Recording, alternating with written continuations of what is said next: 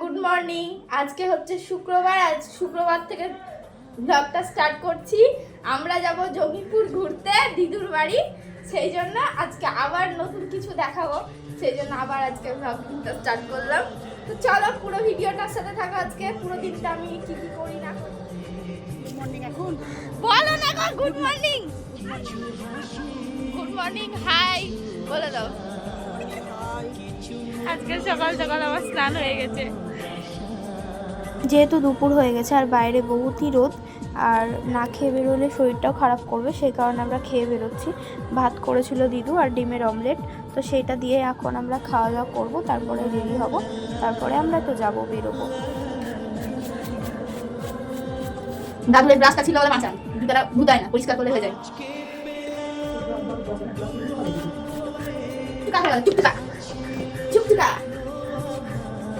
এখন সাজুকুজু করে তো বাগান দিয়ে বেরিয়ে পড়লাম, মেন রোডে গিয়ে গাড়ি ধরবো। তো চলো দেখতে থাকো। আর গাছে অনেক আমের মুকুল হয়েছে, তাই মামি আর দিদু দেখছে, বলছে যে দেখ দেখ কত আমের মুকুল এসছে গাছে।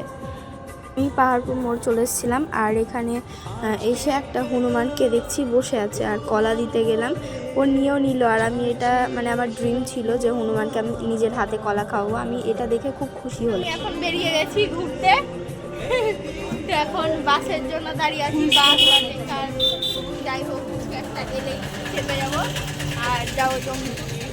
চলো দেখতে থাকো। এখন যা যা চলো ওই যদি ফাইনালি জঙ্গিপুর পৌঁছে গেলাম, আর এটা হচ্ছে জঙ্গিপুরের ব্রিজ। তো ব্রিজের ভিডিও মানে এলেই আমাকে মানে ভালো লাগে করতে, তাই করলাম। তো দেখো চলো যা যা। আমাদের গন্তব্যস্থলে রাস্তা পার করলাম আর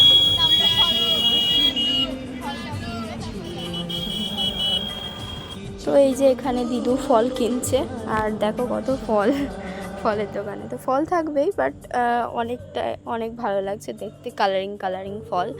তো দেখো চলো, এখন দিদুর ফল কেনা হলে আমরা চলে যাব দিদুর বাড়ি, মানে আর এক দিদুনের বাড়ি আর কি। তো চলো ফাইনালি চলে এলাম। এই যে দিদু বসে গেছে, খাসতে গেছে, অত দূর থেকে এসে, আর মামু খাসতে এসেছে। চলো দেখতে থাকো। হ্যাঁ ঠিক আছে চলো। আর এই যে একটা সমু, মানে মামার ছেলে আর কি, মেজো মামার ছেলেটা ভাবছি কি করছি আমি, ভিডিও করতে গেলে ক্যামেরায় লজ্জাতে চলে গেল। তো এই যে মামি ওখানে কাজ করছে, মানে বিছানা গুছাচ্ছে, সকালের গুছায়নি হয়তো বা। তো এই যে এখন পুচকুকে নিয়ে মামি বসে গেছে খাওয়াতে, আর আমরা সবাই মিলে এখন গল্প করছি পুচকুর সাথে, পুচকুর মায়ের সাথে। তো দেখতে থাকো ভিডিওটা।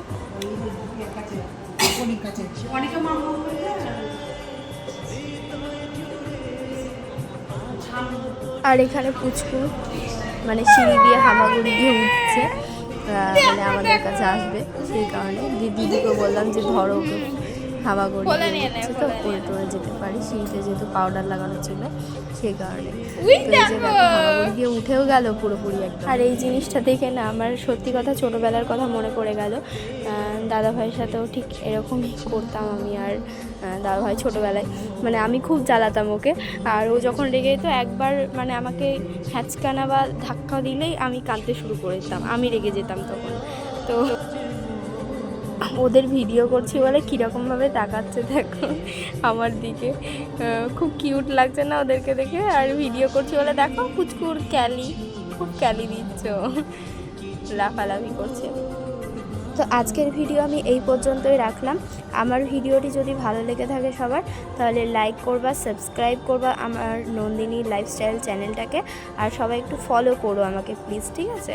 কারণ আমি ভিডিওগুলো তাহলে দিতে পারবো, আর আমারও ভিডিও দিতে ভালো লাগবে। তো সবাই ভালো থাকো, সুস্থ থাকো।